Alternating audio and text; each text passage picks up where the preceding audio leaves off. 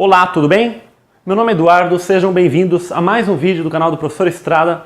Nós temos vídeos diários, exceto às quartas-feiras, sendo que às terças-feiras nós temos uma live para tirar dúvidas de matemática. Portanto, se você não quer perder todos esses benefícios que o nosso canal lhe oferece, inscreva-se, clique no sininho para não perder as novidades, compartilhe e curta o vídeo para ajudar que o nosso projeto possa ser cada vez mais divulgado. Bom pessoal, estamos aí hoje com a nossa aula 111 do nosso curso de Matemática Básica. Até a aula passada nós vimos estudando aí o conceito de função. Vimos o que é uma relação, primeiramente. Depois nós vimos o que é uma função, o que faz uma relação se tornar uma função. E aí estudamos o que é o domínio, o que é o conjunto imagem. Na aula passada, inclusive, nós trabalhamos aí como é que nós estabelecemos o maior domínio possível dentro do domínio de definição de uma função.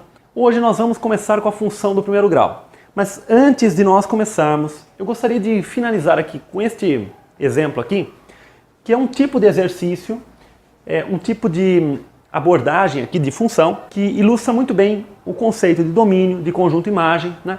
E eu acabei não fazendo nenhum exercício desse tipo aqui com vocês. Eu acho que isso vai ser interessante. Ainda não está entrando aí no conceito na área de função do primeiro grau, ok? Bom, então aqui nós temos uma função definida de A em B. Tá? Então, o domínio da função é A e o contradomínio é o conjunto B. Ela é definida por esta regra aqui. Cada x em A se associa com x ao quadrado em B. Isso aqui, pessoal, é uma notação, tá? Então, cada x leva em x quadrado. Então, é uma forma de nós escrevermos, na verdade, que f de x é igual a x ao quadrado, tá? Então, esta é a lei de formação da nossa função. Bom, como o nosso domínio esse conjunto contém apenas 4 elementos, através dessa regra nós vamos determinar todas as imagens possíveis. Então aqui nós temos f de menos 1, né? Como f de x é x ao quadrado, então f de menos 1 vai ser o quê? Menos 1 ao quadrado, que é igual a 1. f de 0, né? Então nós temos que calcular a função em todos os elementos do domínio. f de 0, 0 ao quadrado, que é igual a 0. f de 1 é 1 ao quadrado, que é igual a 1. E f de 2 é 2 ao quadrado, que é igual a 4. Agora notem o seguinte, pessoal. Tanto o menos 1 quanto o 1 tem por imagem 1. Né? Então o 1 ele é imagem tanto do menos 1 quanto do 1. O 0 ele é imagem do 0, então o 0 também é imagem. E o 4 ele é imagem do 2. Mas e quanto ao 2, 3 e o 5? O 2, 3 e o 5 eles pertencem ao contradomínio, mas não pertencem ao conjunto imagem. Vamos agora ilustrar essa situação ali para ficar bem claro para vocês. Então, tanto o menos 1 como o 1 têm por imagem 1, tá ok?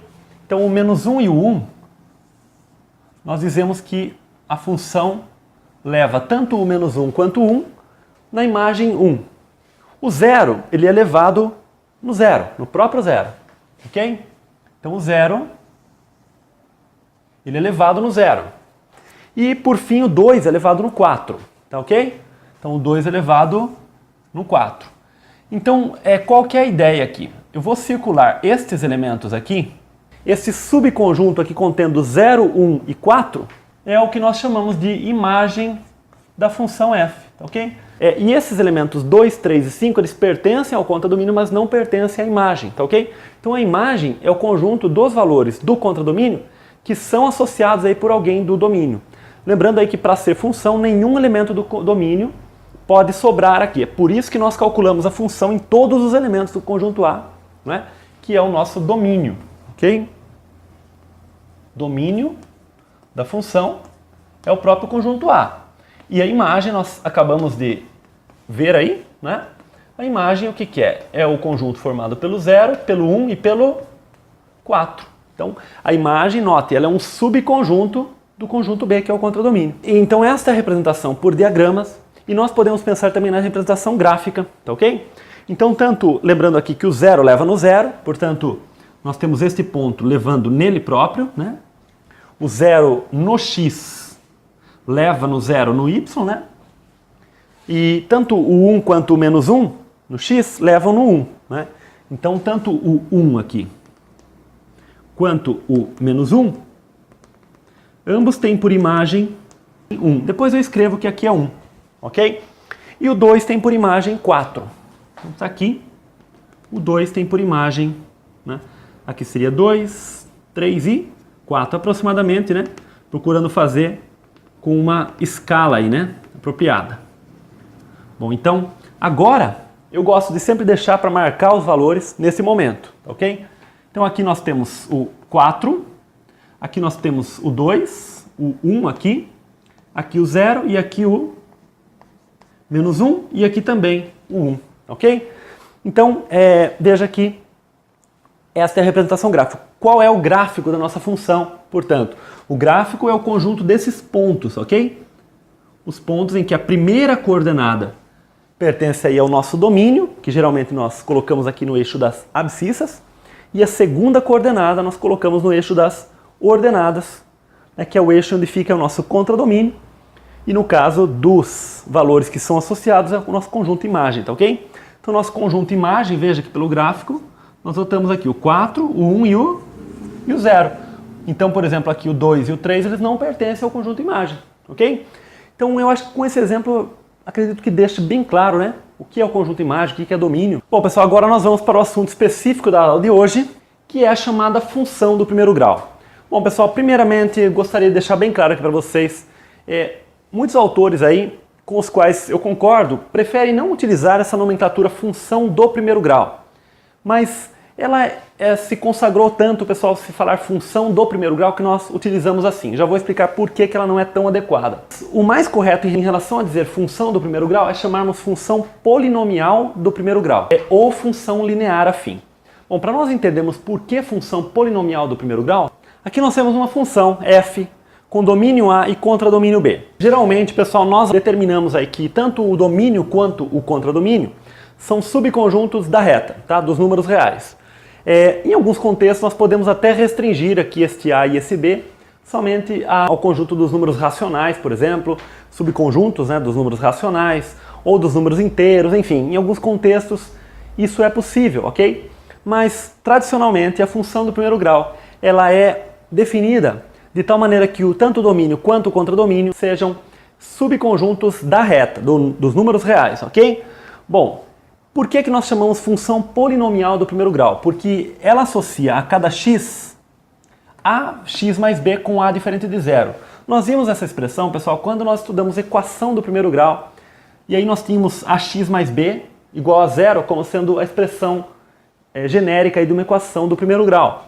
Não é à toa, né, que nós chamamos isso aqui de função do primeiro grau, pois o polinômio, né, lembrando que cada um desses termos, pessoal, é um monômio que nós chamamos, né?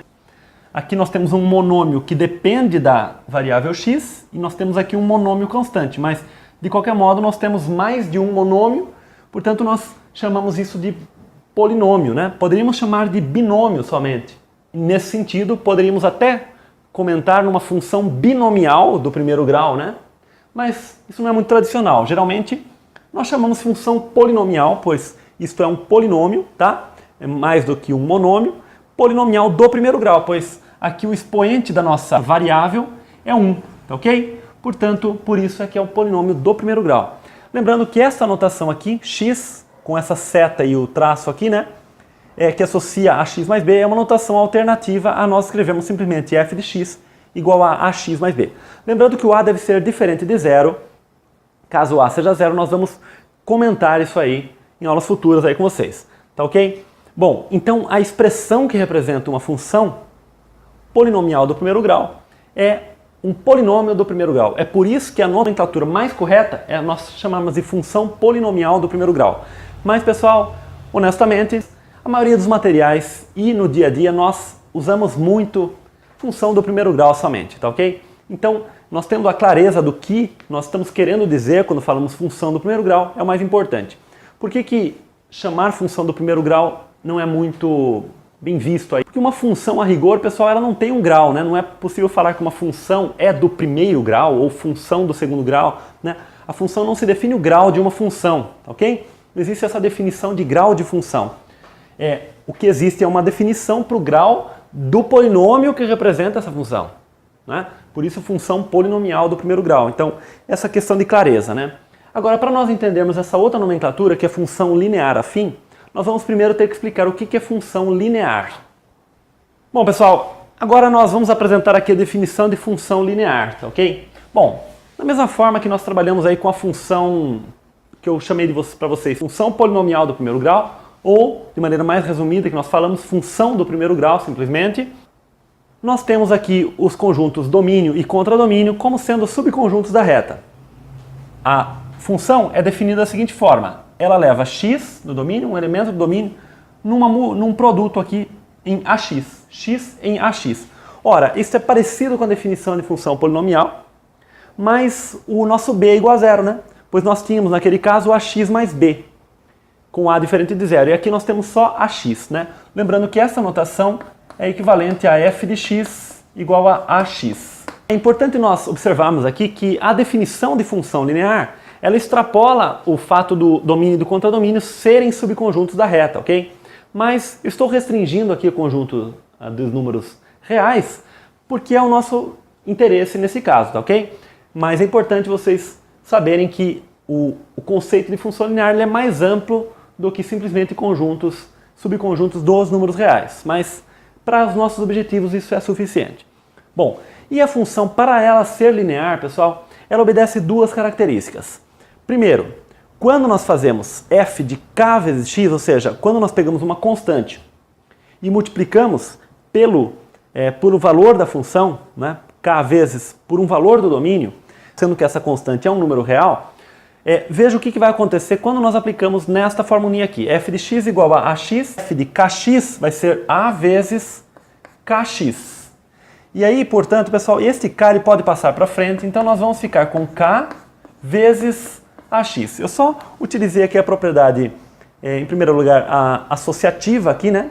Que eu posso escrever a vezes kx como a vezes k vezes x, e aí eu comutei, né, os termos k e a aqui e escrevi o k para fora. Como o conjunto dos números reais obedece a propriedade comutativa e associativa em relação à multiplicação, então nós podemos fazer esta permutação, jogar esse k para fora. A propriedade associativa me diz o seguinte, que se eu faço 2 vezes 3 e pego este resultado que dá 6 e multiplico por 5, dá 30.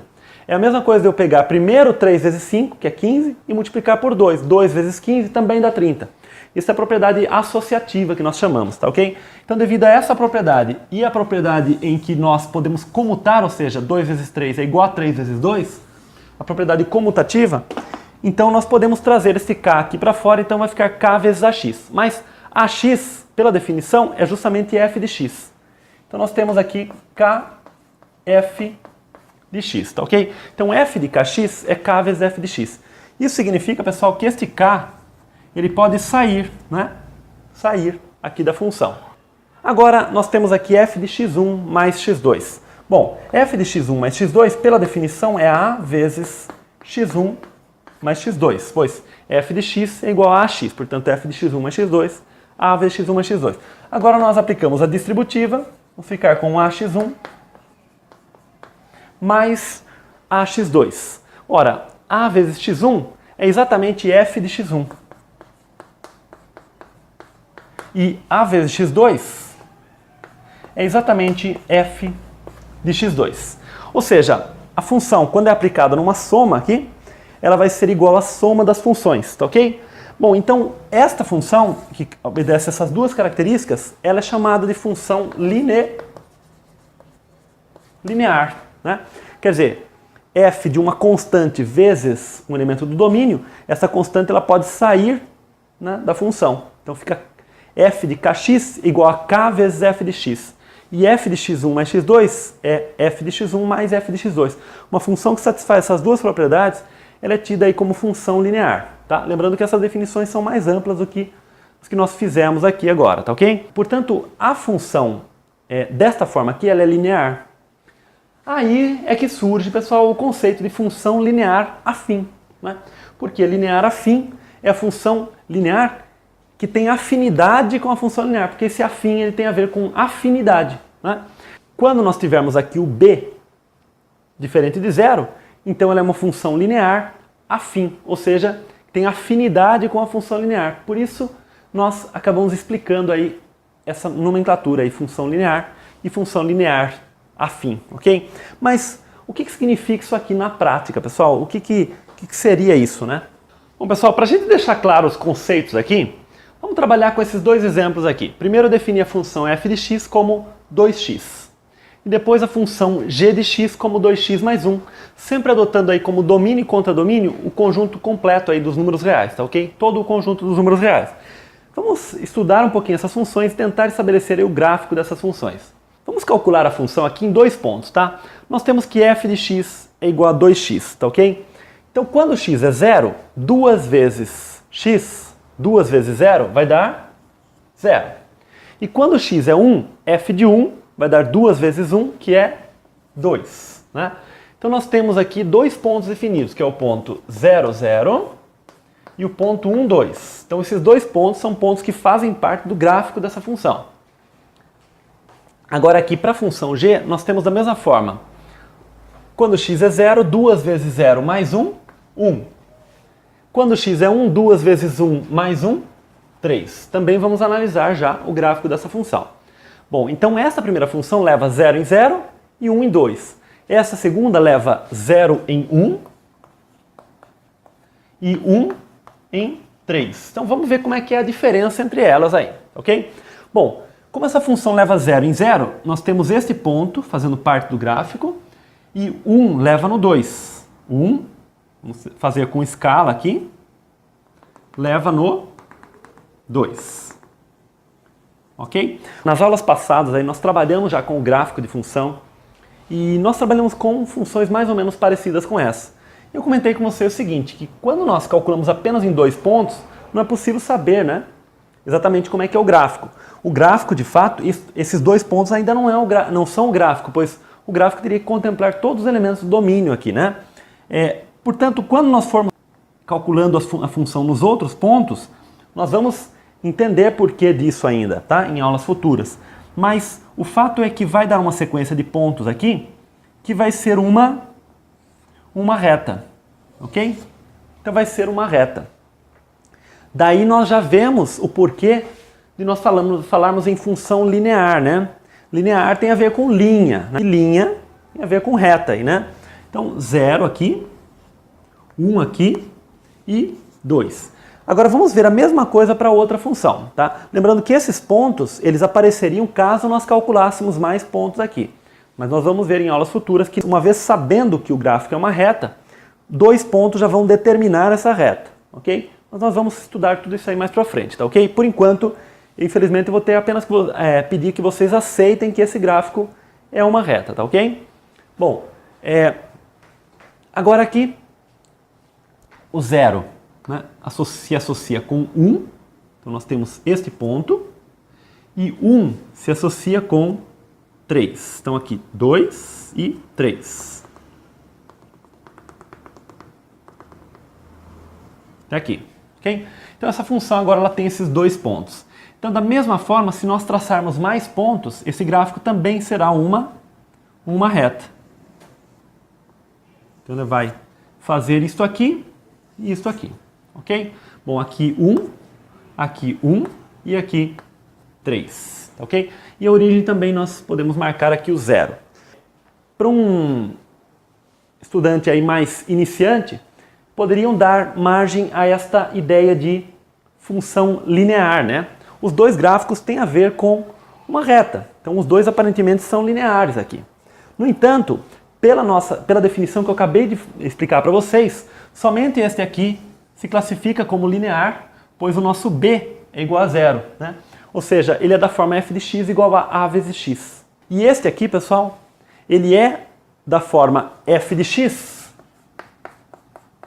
igual a ax mais b, com b diferente de 0, né? Ou seja, ele não passa pela origem. Notem que quando ele é linear, ele passa pela origem aqui. Agora, o que significa isso, pessoal? Na verdade, esses dois fatos aqui que são obedecidos pela função linear, elas dizem o seguinte, que para qualquer ponto que nós peguemos aqui, quando nós pegarmos o f de x, que seria esta distância aqui, né, o f de x, ele é igual a 2 vezes x. Então, para qualquer ponto que nós peguemos aqui, f de x é igual a 2 vezes x. Né? para esse x aqui vai obedecer. Notem que nessa situação isso não vale, pois nós temos que o f de x não é igual a um a vezes x. Ele é igual a um a vezes x mais b. Ora, esse gráfico, pessoal, eu apresentei para vocês exatamente isso aqui, e essa ideia está relacionada quando nós falamos, alguns vídeos atrás aí, em outra playlist, né, um bom tempo atrás, quando nós falamos de grandezas diretamente proporcionais. Ora, quando nós temos uma função linear, nós estamos exatamente diante de grandezas diretamente proporcionais. Né? Então, quando nós pegarmos aqui qualquer f de x e dividirmos pelo x correspondente, a razão vai dar sempre 2. Já aqui nós não temos essa relação. Por exemplo, neste caso aqui, quando o nosso f de x é 3, o nosso x está sendo 1. Então nós poderíamos cogitar que este nosso f de x é 3 vezes, né, o nosso x. No entanto, se nós pegarmos aqui, por exemplo, o 5, né, o 5 aqui, ele estaria relacionado aqui embaixo com o 2. Né? Pois 2 vezes 2 é 4, mais 1, 5. Né? No entanto, o 5 não é igual a 3 vezes 2. 3 vezes 2 é 6. Percebe? Então o 3 aqui, 3, é igual a 3 vezes 1. Mas 5 não é igual a 3 vezes 2. Portanto, essas duas grandezas aqui, a grandeza y e esta grandeza x, elas não são grandezas diretamente proporcionais. Neste caso, elas são. O quanto aumentar aqui, em relação ao que aumenta aqui, vai dar sempre a mesma constante. Então, função linear e grandezas diretamente proporcionais estão intimamente relacionadas. Na verdade, a gente pode até dizer que é a mesma coisa. Né? Quando nós temos uma função linear, nós temos um elemento do domínio e um elemento associando ao elemento do contradomínio. Esse elemento do domínio e o elemento do contradomínio nós podemos imaginar aí como as grandezas, ok? E a relação aí, a proporção entre eles é a razão de proporcionalidade de grandezas diretamente proporcionais. Esta mesma relação não é obedecida aí em funções lineares quando o nosso b é diferente de zero. Por isso, nesse caso, nós chamamos de função linear e neste caso aqui, nós chamamos de linear afim. Né? Por que afim? Afim tem a ver aí com afinidade. Ou seja, tem relação. Ok? Então, embora essa função não seja linear, ela tem afinidade com a linear. Veja que quando nós pegarmos esse gráfico aqui dessa função e levarmos uma unidade para cima, nós estamos diante desse gráfico. Né? Então nós pegamos uma função linear e transladamos aqui esse gráfico. Por isso que nós chamamos essa função de linear afim. Bom, pessoal, na aula de hoje nós então explicamos o porquê que uma função aí nós podemos chamar aí de função do primeiro grau ou linear afim, e nós explicamos o porquê de cada nomenclatura, né? Por que uma função é tida como linear. Tá ok, pessoal? Então eu espero que vocês tenham gostado, tenham entendido bem esse assunto, tá? Então na próxima aula nós vamos continuar. Um grande abraço, até o próximo vídeo. Tchau!